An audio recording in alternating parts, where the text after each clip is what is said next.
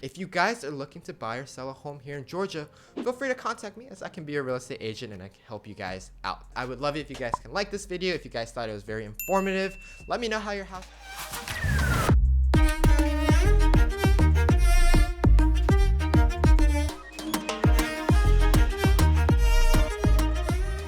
Hey guys, it's Justin. Welcome back to another video. In today's video, we're going to be talking about the 4 reasons why buying a condo might not be the best investment for you. We're going to be talking about the loan process and why it might be difficult to attain a loan. Number 2, we're going to be talking about the rules and regulations of HOA, which hinders your chance of being able to rent it. Number 3, we're going to talk about the slow appreciation of the value of your condo. Lastly, we're going to talk about the difficulties of reselling your condo to potential buyers. So with that being said, let's get right into it. So I should give you guys a little backstory on why I'm creating this video. I am currently buying a condo right now. We are under contract and we are almost pending, actually closing probably in 2 weeks, but I did have a lot of hindrance with getting a condo as an investment property. I thought it would be good for people who are actually looking to invest in condos to understand what these struggles are and how it feels like and what I had to go over and overcome so I was able to purchase this condo hopefully in 2 weeks. So let's talk about the loan process. Now, the loan process of getting a condo is a little different than townhomes or single family. Of course, when you go into rentals, you're probably going to get a conventional loan. And currently right now,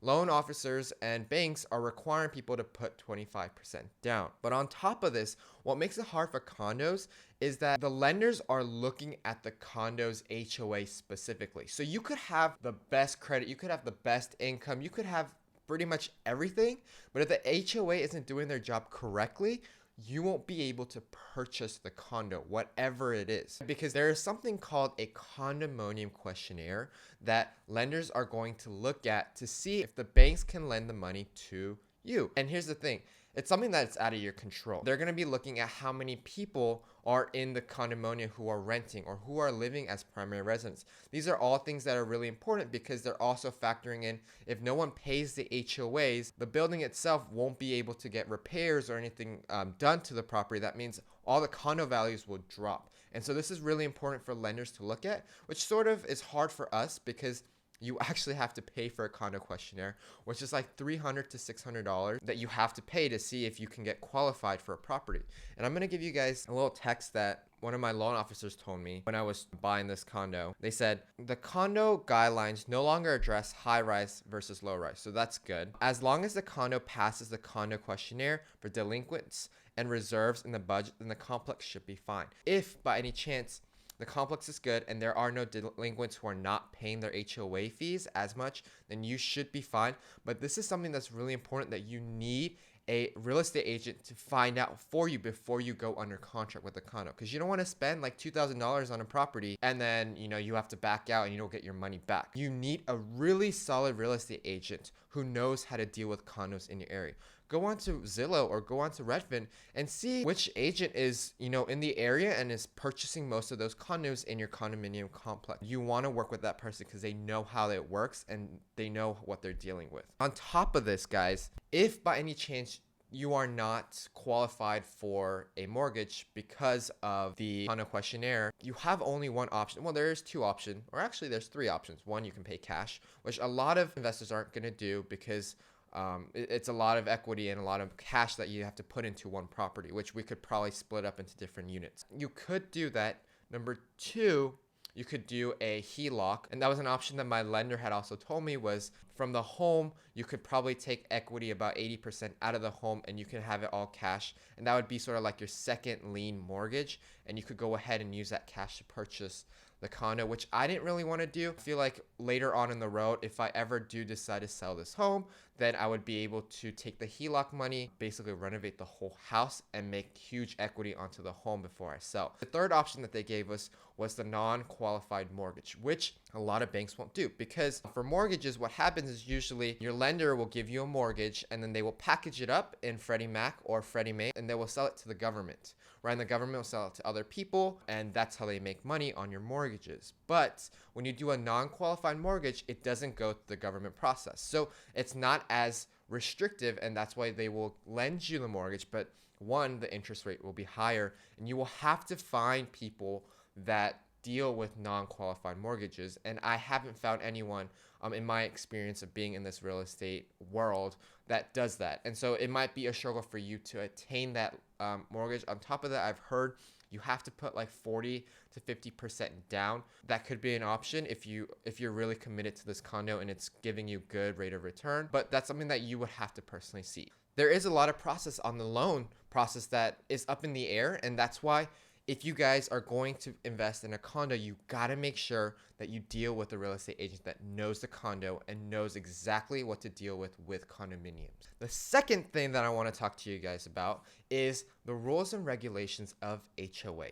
This is something that I've never really went into, because when you're looking at rules and regulations of HOA, if you're buying it, of course you're going to be looking at it. But if you're helping someone buy as an agent, you send that over to them and you read through it and you let them make the decisions. But now I'm having to make the decisions, and I'm understanding that condo HOAs are just pain in the butt more than townhomes. One, if you want to do any renovations, let's say just a little bit of electrical or remove a wall in your condo or anything that's structural, even if it's small, they are requiring a lot of condominiums to get permits. Now, if you own a single family home or a townhome, you won't have to go through these struggles unless you're doing a big renovation, but you got to get permits. And so, doing renovations cost extra. And sometimes in the condominium that I'm purchasing right now, they won't even let you dispose of your garbage in their garbage can. So you have to basically rent a dumpster truck for them, and that's like $200 to $400 a day. That's also a lot of work. And there's a lot of things where they're going to restrict you, and they're going to add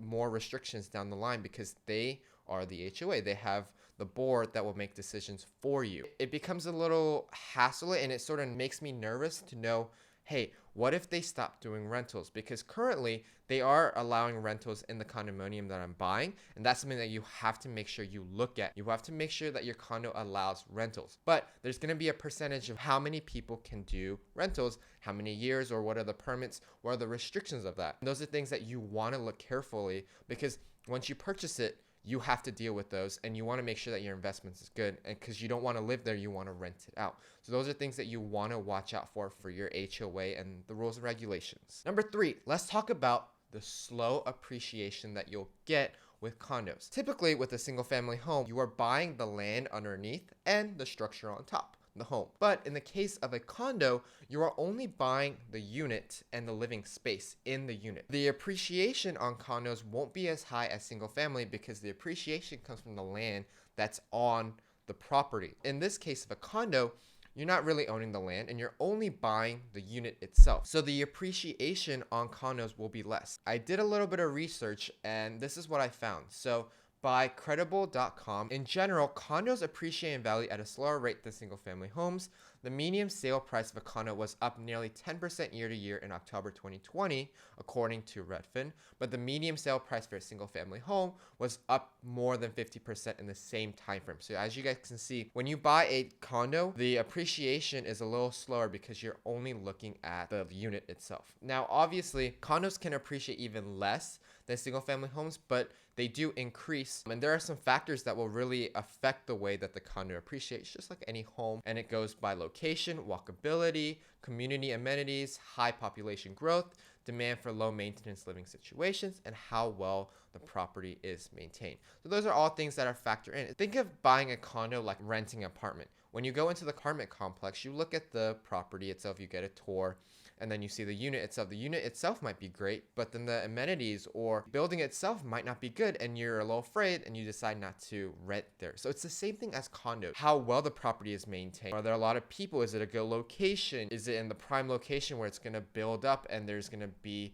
new developments and new construction? Those are things that you're going to have to look for, but you will still get lower appreciation than single family. So if you're thinking of buying it, renting it out, and then selling it for a year to have it tax-free or maybe 1031 exchange, you might not get that rate of return that you're looking for. All right, and the last one that I want to talk to you guys about is the difficulties of reselling your property after you're done renting it out. This is a struggle that I sort of thought through and made me almost decide not to get into a condo, because when you look at reselling a condo, for me, I was fortunate enough to be able to qualify for all the terms and mets and the requirements. And that's something that was very hard.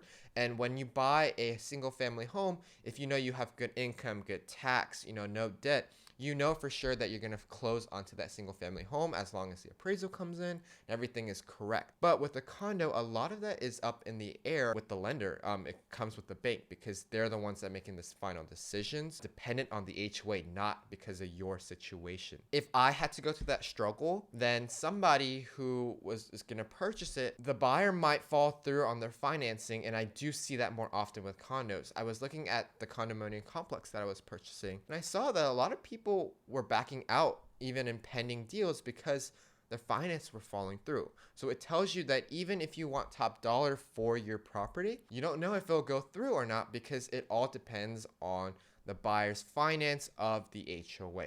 So there's a lot of factors that will come into play with you trying to resell it. And if you were trying to resell it real quick and then leave it, it might be even hard because I know some condos have been, under contract for 3-4 months and they still haven't closed because the buyer's finance keeps falling through. So it is going to be a longer process for you to resell. But once you do get that reselling, you will be able to take your money out. And then hopefully for a year, you won't have to pay taxes and then you go on and buy another property. So those are the 4 reasons why you shouldn't buy condos. Obviously, there are more reasons and there are good reasons to buy a condo, which is why I decided to get into a condo. It's more affordable than buying a single family home, but it's got to be the right location and prime location for people to want to stay there. Everything said, guys, the biggest thing, if you guys are going to go into condo investments, the sector that I'm going to is condo Airbnbs. But if you're buying it to rent it out, you have to find a great real estate agent that will help you out. If you are in Georgia and you're looking to buy a condo, feel free to contact me. I am a real estate agent in Georgia and licensed, so feel free to contact me. My contact will be in the description down below. The pros overweigh the cons, so I think it is a great way to get started in maybe Airbnbs or rental, and it is an entry level to get started as long as you put the 25% down. With that being said, guys, I'll see you guys in the next video. Thanks so much. Appreciate it. Bye.